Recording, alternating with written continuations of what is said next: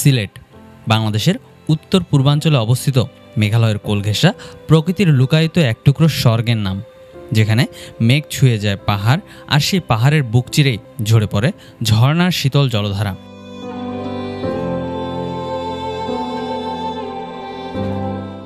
শুধু চোখ নয়, বরং মনকেও মোহিত করে তোলে এমন কিছু নৈসর্গিক সৌন্দর্য লুকিয়ে আছে এই সিলেটেই। আজকের ভিডিওতে আপনাদের দেখানোর চেষ্টা করব সিলেটের গোয়াইনঘাট উপজেলার জৈন্তা পাহাড়ের পাদদেশে অবস্থিত বহুল জনপ্রিয় জাফলং জিরো পয়েন্ট, মায়াবী ঝর্ণা, পান্থমাই ঝর্ণাসহ বিছানাকান্দির মতো অসম্ভব সুন্দর কিছু জনপ্রিয় পর্যটন স্পট, এবং দেওয়ার চেষ্টা করব এই সিলেট ভ্রমণের একটি পূর্ণাঙ্গ ভ্রমণ গাইডলাইন। তাই ধৈর্য সহকারে সম্পূর্ণ ভিডিওটি দেখার আমন্ত্রণ জানিয়ে শুরু করছি আমাদের আজকের ভ্রমণ গল্প এই সিলেটকে নিয়ে।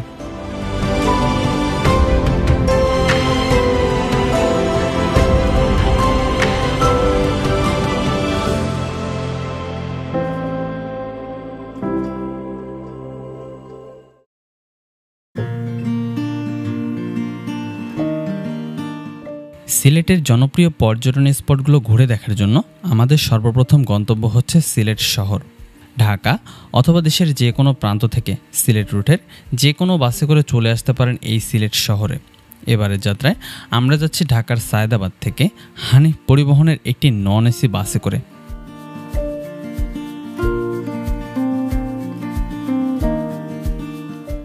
ঢাকা থেকে সিলেট শহর পর্যন্ত নন এসি বাসের ভাড়া পড়েছিল জনপ্রতি 700 টাকা করে।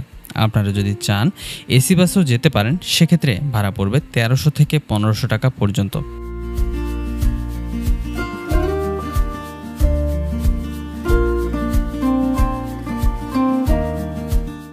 যাত্রাপথে আমাদের বাস যাত্রাবিরতি দিয়েছিল আশুগঞ্জের উজান ভাটি রেস্টুরেন্টে। 20 মিনিটের এই যাত্রা বিরতিতে আপনারা চাইলে রাতের খাবারটা এখান থেকেই সেরে নিতে পারেন। তবে হাইওয়ে হোটেলগুলোতে খাবারের দাম তুলনামূলক কিছুটা বেশি হয়। খাবার আগে অবশ্যই খাবারের মূল্য জিজ্ঞেস করে নেবেন।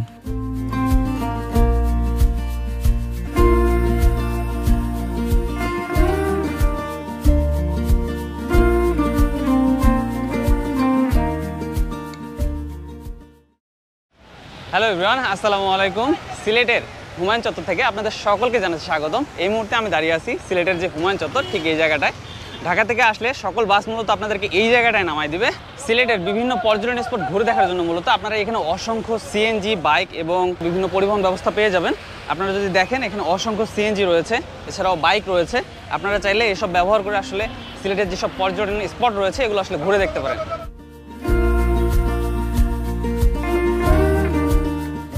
তো সিলেটের সবথেকে জনপ্রিয় পর্যটন স্পটগুলো ঘুরে দেখার জন্য আমরা আজকে একটা বাইক ভাড়া করে নিয়েছি। যেহেতু আমি একা আছি, সেক্ষেত্রে আমি একটা বাইক ভাড়া করে নিয়েছি। ঘুরে দেখবো সিলেটের জাফলং, মায়াবী ঝর্ণা, পান্থমাই ঝর্ণা এবং বিছানাকান্দি। পথে হয়তো কোনো একটা চা বাগানও দেখে নিব। তো যাই হোক, এই কয়েকটি স্পট ঘুরে দেখার জন্য আমি মূলত এই বাইকটা ভাড়া করেছি। এটা 1800 টাকা পড়েছে। তো যাই হোক, চলুন তো রওনা করা যাক। তবে আপনারা চাইলে এই স্পটগুলো সিএনজি করেও ঘুরে দেখতে পারেন। সেক্ষেত্রে প্রথমে জাফলং ঘোরাঘুরি করে আবারও ফিরে আসতে হবে এই সিলেট শহরে, এবং এই শহর থেকে যেতে হবে বিছানাকান্দি কিংবা পান্থমাইয়ের উদ্দেশ্যে। মূলত যোগাযোগ ব্যবস্থা ভালো না থাকায় সিএনজিগুলো সরাসরি জাফলং থেকে পান্থমাই বা বিছানাকান্দি যেতে পারে না। সিএনজিতে এই দুই রুটের ভাড়া পড়বে মোটামুটি 3500 থেকে 4000 টাকার মতো। তো এই হুমায়ুন চত্বরের পাশেই সিলেটের বিখ্যাত সেই পানসি রেস্টুরেন্ট রয়েছে। আমরা সকালের নাস্তাটা মূলত এখান থেকে সেরে নেব। নাস্তাটা সেরে নিয়ে আমাদের আজকের যাত্রাটা শুরু করব।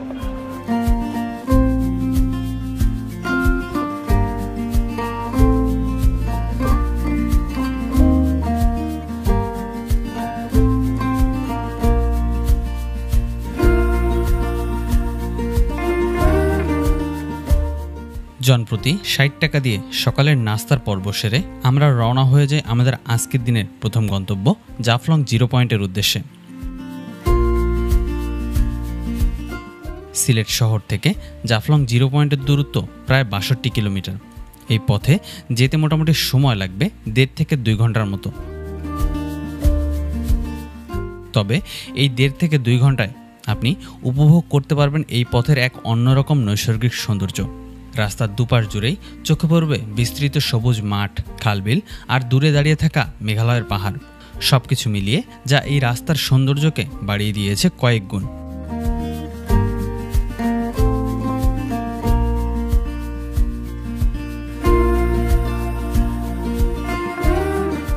সো এই মুহূর্তে আমি দাঁড়িয়ে আছি সিলেট এবং জাফলং মহাসড়কে। মূলত এদিক দিয়ে জাফলং যায় এবং এদিক থেকে সিলেট দিয়ে আসে। এখানে দাঁড়ানোর মূল একটা কারণ হচ্ছে পাশে রয়েছে শ্রীপুর চা বাগান, যেটা কিনা অসম্ভব সুন্দর। পাশে রয়েছে অনেক বড় বড় ভারতের মেঘালয়ের পাহাড়, আর এই চা বাগানটাও আসলে ছোট ছোট টিলার উপর নির্মিত। তো এটা দেখতে আসলে সত্যি অসাধারণ। তো আপনারা যখন এদিক দিয়ে জাফলং যাবেন, আপনারা কিন্তু এখানে দাঁড়িয়ে এই শ্রীপুর চা বাগানের সৌন্দর্য উপভোগ করতে পারেন।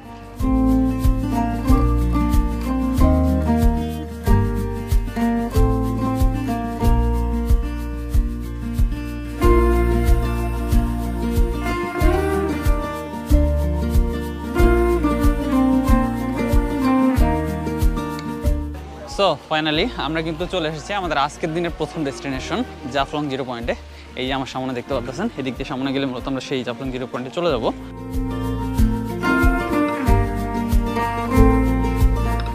জাফলংয়ের যে মেইন পাথর কোয়ারিটা মূলত ঠিক ওই জায়গাটায় আমরা ওখানে যাচ্ছি, কিন্তু যাওয়ার পথে আমার হাতের ডান সাইডে দেখুন এখানে ডাউকি শহরের কিছু ঘরবাড়ি দেখা যাচ্ছে, অনেক সুন্দর পরিপাটি করে সাজানো, বেশ চমৎকার লাগতেছে এখান থেকে আসলে।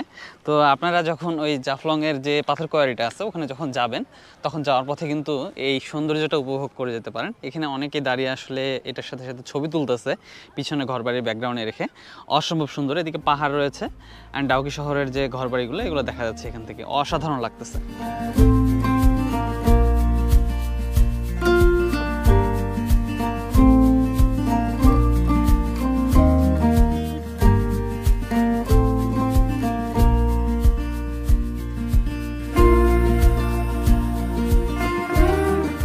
সো আমরা কিন্তু উপর থেকে অল্প একটু নেমে এসেছি নিচে, আর এই যে দেখতে পাচ্ছেন লেখা আছে জাফলং জিরো পয়েন্ট।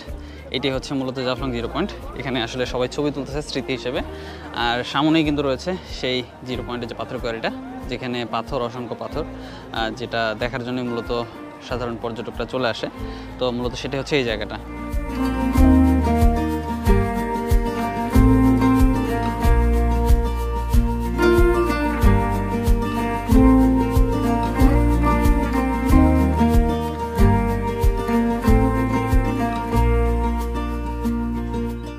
সো এই মুহূর্তে আমি যে জায়গাটা দাঁড়িয়ে আছি এটাই হচ্ছে বাংলাদেশ এবং ভারত সীমান্তের বর্ডার এরিয়া। এই দিক দিয়ে একটা রশি টাঙানো আছে এবং ওদিক দিয়ে একটা ইন্ডিয়ার রশি টাঙানো আছে, এবং ওখানে লিখেও দেওয়া আছে do not cross the line. মূলত এই রশিটা পার হয়ে দিকে যাওয়া যাবে না, তাহলে সীমানা রেখা লঙ্ঘন করা হবে। তো সীমানার ওই পাশেও কিন্তু তাদের দেশের কিছু পর্যটক তারাও এখানে আসলে ঘুরতে এসেছে। ডাউকির শহর মূলত তাদের ওই সাইডে, ওইখান থেকে এই পয়েন্টটা, ভিউ পয়েন্টটা ঘুরতে আসে। দেখুন তারা নৌকা করে ভাসছে, অনেক সুন্দর দৃশ্য আসলে।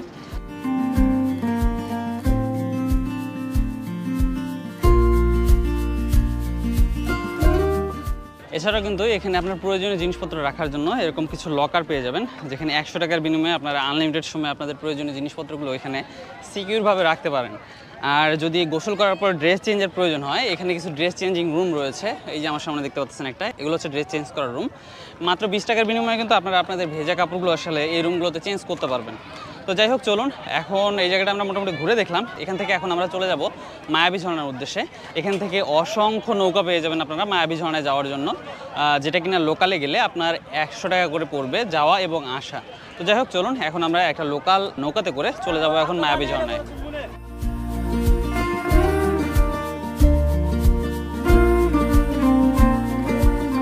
তো আমরা আসলে জনপ্রতি 100 টাকায় এই নৌকাগুলোতে করে ওই পার থেকে এখন চলে এসেছি এখানে। মূলত মায়াবী ঝর্ণাটা হচ্ছে এই সাইডে, আমরা এখন এদিকে যাব।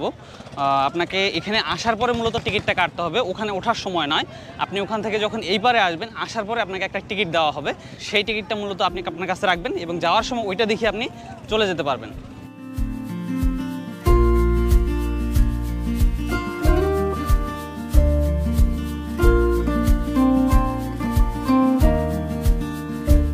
তো এই মুহূর্তে আমি আছি মায়াবী ঝর্ণার একদম নিচে। দেখতে পাচ্ছেন কি পরিমাণ লোক। আসলে ঝর্ণাটা আসলেই অনেক সুন্দর আর অনেক বড় একটা ঝর্ণা। যখন বর্ষাকাল থাকে তখন কিন্তু ঝর্ণার পরিপূর্ণ একটা রূপ দেখা যায়। অনেক সময় শীতকালে আসলে কিন্তু এই ঝর্ণার পানি থাকে না, কারণ বর্ষার সময় শুধুমাত্র ঝর্ণাগুলো জীবিত থাকে। তো যাই হোক, এই ঝর্ণার সৌন্দর্য উপভোগ করতে চাইলে আপনারা কিন্তু বর্ষাকালে আসতে পারেন এই মায়াবী ঝর্ণাটি দেখার জন্য। জাফলংয়ের ঠিক পাশেই মূলত এই মায়াবী ঝর্ণাটির অবস্থান।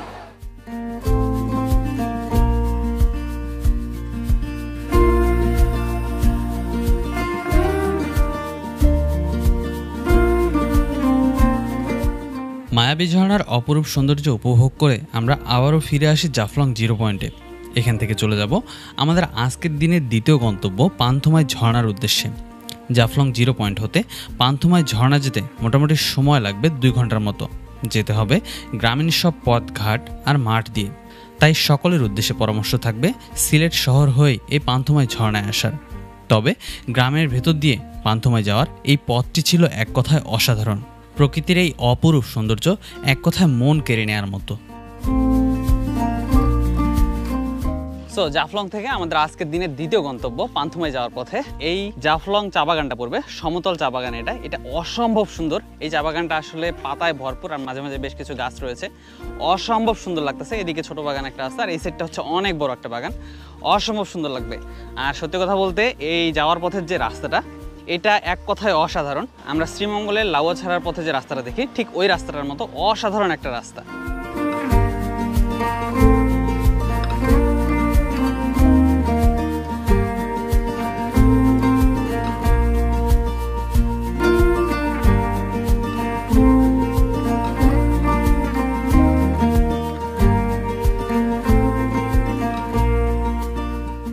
অবশেষে আমরা কিন্তু পান্থমাই বাজারে চলে এসেছি। এই যে দেখতে পাচ্ছেন এই সিঁড়িটা ধরে আমরা নামলাম আর এখন আমাদেরকে এদিক দিয়ে যেতে হবে পান্থমাই ঝর্ণার দিকে। আর আমি এখান থেকে আসলে পান্থমাই ঝর্ণার এক বিকট আওয়াজ শুনতে পাচ্ছি, বিকট গর্জন শুনতে পাচ্ছি, কারণ বৃষ্টি হচ্ছে সবসময় বেশ কয়েকদিন ধরে রেগুলার। তো আই হোপ খুব ভালো পরিমাণে একটা পানি দেখতে পারবো এই ঝর্ণায়। তো যাই হোক চলুন সামনেই এই পান্থমাই ঝর্ণা, এটা সৌন্দর্য উপভোগ করি।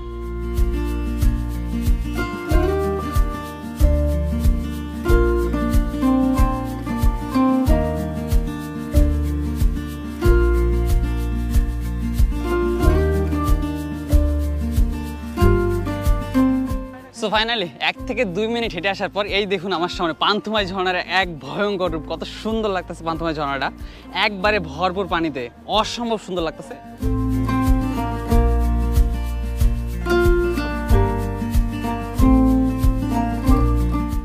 এখানে কিন্তু অনেকে আসলে ট্রলার নিয়ে আসছে।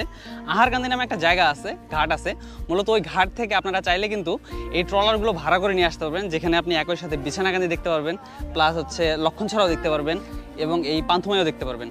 তো আপনারা যদি চান ডিরেক্ট সিলেট শহর থেকে আহারকান্দি আসতে পারেন। ইভেন এমনও আছে যে বাইক নিয়ে অনেকে আসা যায়, সেই ব্যবস্থা আছে, বাট রাস্তাঘাটের পরিমাণ হয়তো ওরকম একটা ভালো না, অত ডেভেলপ না। তো আপনারা চাইলে কিন্তু এই পদ্ধতি অবলম্বন করে এই আহারকান্দি এসে ট্রলার নিয়ে আসতে পারেন। আর যারা আমার মতো অ্যাডভেঞ্চার পছন্দ করেন তারা আসলে জাফলং দিয়ে এদিকে চলে আসতে পারেন।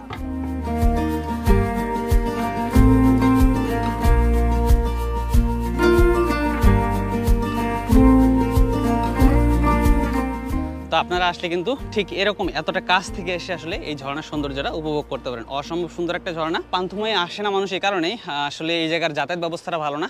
যাতায়াত ব্যবস্থা যদি ডেভেলপ করা যায় তাহলে আমি মনে করি যে পান্থমাই মানুষ অনেকে ঘুরতে আসবে। অসম্ভব সুন্দর একটা জায়গা দেখুন। আর সত্যি কথা বলতে আসলে ক্রাউডটা একটু কম। আমরা আসলে পিস খুঁজি, শান্তি খুঁজি, তো যেখানে আসলে গ্যাঞ্জাম থাকে, যত সুন্দরই হোক না কেন ওই জায়গাগুলো আর ভালো লাগে না। বাট এই জায়গাটা দেখুন লোকজন খুবই কম, একদম নাই বললেই চলে। 2-4 জন পর্যটক এসেছে এখানে, বাট দেখুন ঝর্ণাটা কত সুন্দর লাগতেছে এখান থেকে। তো আপনারা যদি চান আসলে এই জায়গাটা ঘুরে যেতে পারেন।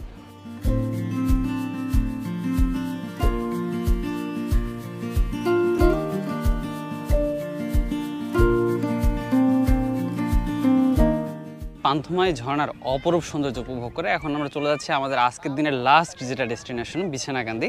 তো এখন চলে যাব সেখানে। এখানকার জায়গাটা আসলে অনেক সুন্দর, পাশে একটা অসম্ভব সুন্দর খেলার মাঠ আছে। আপনারা চাইলে কিন্তু এই জায়গাটায় এসে এই জায়গার প্রাকৃতিক সৌন্দর্যটা আসলে উপভোগ করতে পারবেন। আমি অবশ্যই 100% রিকমেন্ড করবো সবাইকে, আপনারা যদি সময় সুযোগ হয় একবার হলো এই পান্থমাই ঝর্ণা ঘুরে যাবেন। অসম্ভব সুন্দর একটা জায়গা।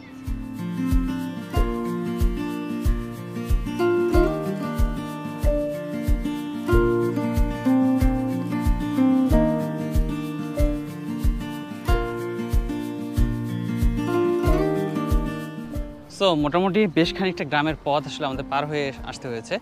আর এই মুহূর্তে আছি একটা খেয়াঘাটে। এখানে মূলত একটা ব্রিজ হচ্ছে, মূলত ওই সাইডে হচ্ছে বিছানাকান্দি। আর এই জায়গাটার সৌন্দর্যটা দেখুন কতটা সুন্দর লাগতেছে, আল্লাহ তাআলার কি সৃষ্টি মাশাআল্লাহ। তো এই জায়গায় হয়তো ব্রিজটা হয়ে গেলে তখন আর এই কষ্টটা হবে না, এই খেয়া পার হতে হবে না। তো যাই হোক চলুন এখন আমরা এই খেয়াটা পার হয়ে মূলত পৌঁছে যাব আমাদের আজকের লাস্ট ডেস্টিনেশন বিছানাকান্দিতে।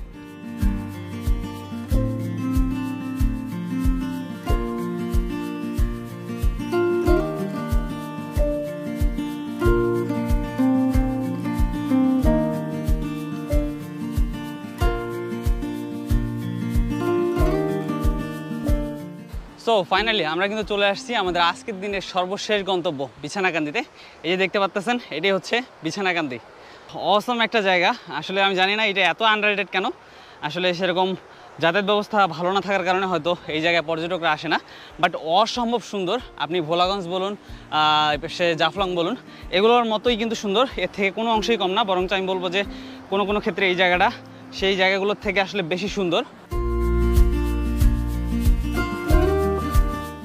সো আমরা আসলে এই ছোট্ট একটা নৌকাতে করে পার হচ্ছি। মূলত আমরা যাব হচ্ছে ওই সাইডটাতে যেখানে পাথরগুলো, এখানে মোটামুটি একটু ভালো পরিমাণে পানি আছে।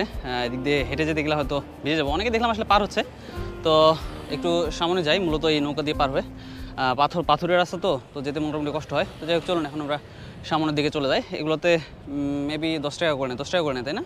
জনপ্রতি 10 টাকা করে আপনারা পারাপার করতে পারবেন। তো যাই হোক, চলুন এখন আমরা একটু ওই সাইডে যাই।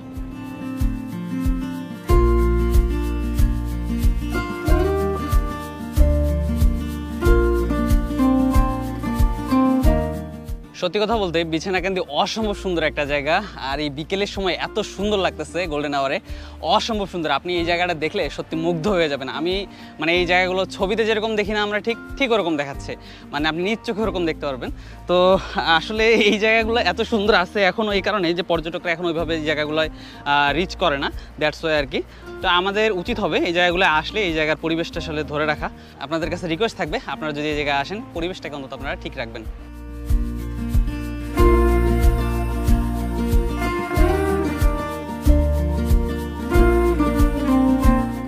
এখানে মূলত ভারতের যে সীমানাটা সেটা ওইদিকে, আর ওইখানে একটা ঝুলন্ত ব্রিজ রয়েছে। ব্রিজের এই পাশে ভারতের কিছু বাড়িও রয়েছে।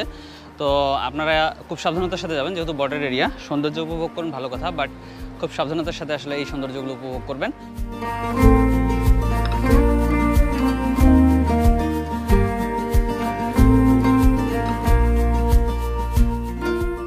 শেষ বিকালে বিছানাকান্দির অপার সৌন্দর্য উপভোগ করে আমরা আবারও ফিরে আসি সিলেট শহরে। আপনারা চাইলে এখানে 1500 থেকে 2000 টাকার ভেতরেই রাত্রি যাপন করার জন্য অসংখ্য থাকার হোটেল পেয়ে যাবেন, অথবা চাইলে আমার মতো জনপ্রতি 700 টাকায় রাতের বাসে করে চলে আসতে পারেন ঢাকার উদ্দেশ্যে। আপনাদের সকলের সুবিধার্থে এই ভ্রমণের বিস্তারিত ব্যয়ের হিসাব ভিডিওর ডেসক্রিপশন বক্সে উল্লেখ করা রয়েছে, চাইলে দেখে নিতে পারেন। আজকের মতো ভিডিওটি এখানেই শেষ করছি। সিলেট ভ্রমণ সংক্রান্ত আপনার যে কোনো মতামত জানাতে পারেন এই ভিডিওর কমেন্ট বক্সে। দেখা হচ্ছে নতুন কোনো ভিডিওতে। ততক্ষণ পর্যন্ত সবাই ভালো থাকবেন, সুস্থ থাকবেন। আর ভিডিওটি ভালো লেগে থাকলে সাবস্ক্রাইব মাস্ট।